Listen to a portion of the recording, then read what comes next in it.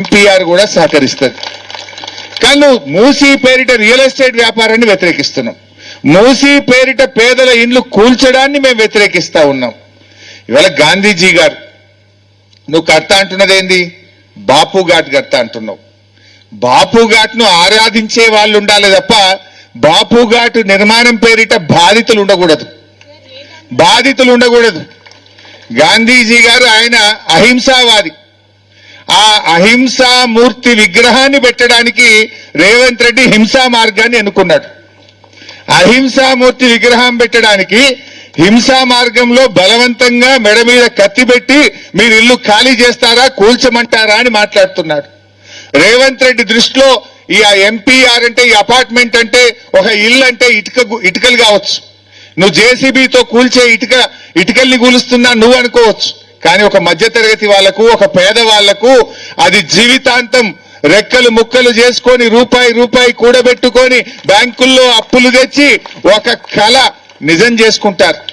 జీవితకాల కష్టం, జీవితాంతం ఒక కళ ఈ అపార్ట్మెంట్. నువ్వు కానీ ఓ ప్రొక్లైన్ పెట్టా రాత్రి కూలగొడతా అంటే అది జీవితాలు కూల్చడం. ఆ పిల్లలు కళ్ళల్లో నిద్ర లేకుండా, ఇవాళ కంటి మీద కునుకు లేకుండా పిల్లలు పరీక్షలు ఎట్లా రాస్తారు, అదేవిధంగా తల్లిదండ్రులు ఎంత ఆందోళన ఉంటారో అర్థమవుతుంది. నీకేంది, నువ్వు జూబ్లీ హిల్స్ ప్యాలెస్ లో బాగానే ఉన్నావు, ఇంకో 100 కోట్లతో ఇంకో ప్యాలెస్ కట్టుకుంటున్నావు. కానీ ఈ పేదల పరిస్థితి ఏంది, ఈ మధ్యతరగతి ప్రజల పరిస్థితి ఏందో ఒక్కసారి ఆలోచించాల్సిన అవసరం ఉంది. నేను మీ అందరికి కూడా కేసీఆర్ గారి మాటగా బీఆర్ఎస్ పార్టీ పక్షాన మీకు పూర్తి స్థాయిలో బీఆర్ఎస్ పార్టీ అండదండగా ఉంటుందని చెప్పడానికే ఇక్కడికి వచ్చాం. రేపు లీగల్ గా ఎందుకంటున్నా అంటే ఇప్పటి వరకు ఈ మూసీ ప్రాజెక్టుకు డిపిఆర్ఏ రెడీ లేదు. There is no DPR as and today. There is no maximum flood level. ఇప్పటి వరకు ఎంఎఫ్ఎల్ ఫిక్స్ కాలేదు, ఇప్పటి వరకు డిపిఆర్ తయారు కాలేదు, ఇప్పటి వరకు సోషల్ ఇంపాక్ట్ అసెస్మెంట్ జరగలేదు. ఏది లేకుండా నువ్వు నోటీస్ ఎట్లా ఇస్తావు? డిపిఆర్ లేదు, మాక్సిమం ఫ్లడ్ లెవెల్ డిసైడ్ కాలేదు, సోషల్ ఇంపాక్ట్ అసెస్మెంట్ జరగలేదు, ఎన్విరాన్మెంట్ క్లియరెన్స్ తీసుకురాలేదు. Without anything how will you give the notice? మనం రేపు లీగల్ గా పోరాడదాం, న్యాయపరంగా మీకు అండగా ఉంటాం, క్షేత్రస్థాయిలో మీ పోరాటానికి అండగా ఉంటాం. రేపు జరగబోయే బడ్జెట్ అసెంబ్లీ సమావేశాల్లో మీ అంశం మీద బీఆర్ఎస్ పార్టీ ఎంత దూరమైనా పోరాడుతుంది. అసెంబ్లీని స్తంభింపజేసైనా మీకు అండగా మేము నిలబడతాం. అన్ని రకాలుగా బీఆర్ఎస్ మీకు సపోర్ట్ గా ఉంటుంది. ఎందుకంటే మేము పేదల ఇండ్లు కూల్చడానికి వ్యతిరేకం, మూసీ అభివృద్ధికి వ్యతిరేకం కాదు. మూసీ మురికిని పారదోలడానికి మేము వ్యతిరేకం కాదు. మూసీ మురికి పారదోలడం పేరు మీద నీ జేబులు నింపుకోవడానికి వ్యతిరేకం. రియల్ ఎస్టేట్ వ్యాపారానికి వ్యతిరేకమే తప్ప మూసీ మురికి పారదోలడానికి కాదు. అందులో మీరు ధైర్యంగా ఉండండి. By all means BRS party will be with you, by all out will be with you. గతంలో మా ప్రాజెక్టులో మేము మూసీ ప్రాజెక్టు సుందరీకరణ స్టార్ట్ చేసినప్పుడు ఒక్క ఇల్లు కూల్చే ఆలోచన ఆనాడు బీఆర్ఎస్ పార్టీకి లేదు. కానీ మీరు ఈ కొత్త పద్ధతి తెచ్చారు. మా సోదరిమణి ఇందాక మాట్లాడుతూ చెప్పింది, వి వాంట్ కేసీఆర్ అన్న బ్యాక్ అని ఇందాక ఒక సోదరిమణి చెప్పింది. తప్పకుండా రాష్ట్ర ప్రజలు అది కోరుకుంటున్నారు. కేసీఆర్ గారు మళ్ళీ వచ్చేది ఖాయం, మీ అందరినీ కాపాడుకునేది కూడా ఖాయం, మూసీని అభివృద్ధి చేసేది కూడా ఖాయం, మూసీ సుందరీకరణ కూడా తప్పకుండా మేము చేస్తాం.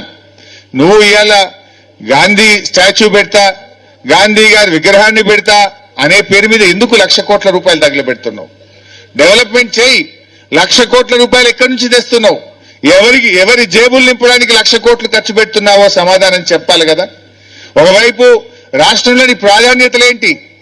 ఎస్సీ ఎస్టీ బీసీ పిల్లల స్కాలర్షిప్లు ఇవ్వడమా, రైతులకు రైతు బంధు ఇవ్వడమా, లేదు నీ మేనిఫెస్టో 6 గ్యారంటీలు అమలు చేయడం నీ ప్రాధాన్యతన్నా? అన్ని వదిలిపెట్టి ఈ మధ్యతరగతి ప్రజలు ఎంబడ ఎందుకు పడ్డావు? ఈ ఎంపీఆర్ రిడ్జ్ మీద ఎందుకు పడ్డావు? నేను అడుగుతా ఉన్నా.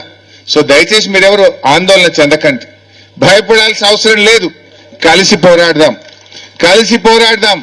ప్రధాన ప్రతిపక్షంగా మీ బాధను అర్థం చేసుకున్నాం, మీ దుఃఖాన్ని అర్థం చేసుకున్నాం.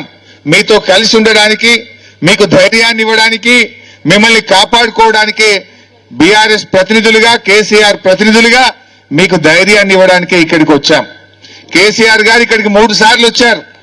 ఈ కేసీఆర్ గారికి అపార్ట్మెంట్ తో అనుబంధం ఉన్నది. రేపు కూడా అవసరమైతే మళ్ళీ వారు వస్తారు, మీకు అండగా ఉంటారని చెప్పి కూడా నేను మనవి చేస్తా ఉన్నా. ఎందుకంటే ఈరోజు రేవంత్ రెడ్డి గారు, కాంగ్రెస్ ప్రభుత్వం क्या भाई साहब कुछ दिखा रहे Kendriya Vihar 3 it's not MPR we are for everyone don't worry we are for Kendriya Vihar we are for everyone ठहरो बेटा అయితే దయచేసి మనం ఆలోచించాలి. ఇవాళ కాంగ్రెస్ ప్రభుత్వం వచ్చిన తర్వాత ఇప్పటికే హైదరాబాద్ బ్రాండ్ ఇమేజ్ పడిపోయింది. హైదరాబాద్ లో భూముల ధరలు పడిపోయినాయి.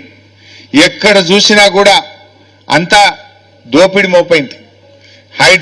హైడ్రా ముసుగులో దోపిడి, మూసీ ప్రాజెక్టు ముసుగులో దోపిడి, ఫ్యూచర్ సిటీ పేరిట దోపిడి, సెంట్రల్ యూనివర్సిటీ పేరిట దోపిడి, ఏది చూసినా దోపిడే. ఇలా నువ్వు చేసిందేం లేదు, కూల్చిందే ఎక్కువ. హైదరాబాద్ లో నువ్వు చేసిందేమన్నా ఉందంటే కూల్చివేతలే తప్ప, ఇవాళ నువ్వు కబ్జాలు తప్ప నువ్వు చేసిందైతే ఏమీ లేదు. ఈరోజు మీరందరూ కూడా, మా సుధీర్ అన్న, మా సబితక్క, కృష్ణారావు గారు, మేమందరం కూడా మీ దగ్గరికి వచ్చింది మీకు భరోసా ఇవ్వడానికి వచ్చాం. ప్రభుత్వాన్ని కూడా మేము ఈరోజు డిమాండ్ చేస్తా ఉన్నాం, ఇక్కడి నుంచి బేషిజాలొద్దు, పంతాలకు పట్టింపులకు పోకండి. ఈ ఎంపీఆర్ అపార్ట్మెంట్ లో ఉండే వాళ్ళకి ఇచ్చిన నోటీసులను బేషరతుగా ఉపసంహరించుకోవాలని ఈ ప్రభుత్వాన్ని మేము డిమాండ్ చేస్తా ఉన్నాం. మీరు పంతాలు పట్టింపులు కాదు, ప్రజలు ముఖ్యం, ఈ రాష్ట్రం ముఖ్యం, ఈ హైదరాబాద్ నగరం ముఖ్యం. మేము బీఆర్ఎస్ పార్టీగా కూడా రాజకీయాలకు మేము మాట్లాడతలేం, ప్రజల కోసం మాట్లాడుతున్నాం, ఈ హైదరాబాద్ కోసం మాట్లాడుతున్నాం. వీళ్ళ దుఃఖాన్ని చూసి మేము మాట్లాడుతూ ఉన్నాం. రేవంత్ రెడ్డి గారు ప్లీజ్ విత్డ్రా ద నోటీసెస్, మీ నోటీసులు విత్డ్రా చేసుకోండి. కావలసినంత ఓపెన్ ల్యాండ్ ఉంది, అక్కడ గోశాల ఉంది, దాని పక్కన ఒక 50 ఎకరాల గవర్నమెంట్ ల్యాండ్ ఉంది, ఓపెన్ ల్యాండ్స్ ఎన్నో ఉన్నాయి, వాటిని తీసుకొని డెవలప్ చేయండి. We're not saying no. ఇండ్లు కూల్చకండి, అపార్ట్మెంట్లు కూల్చకండి, బతుకులు కూల్చకండి. జీవితాంతం ఒక కళ ఇది.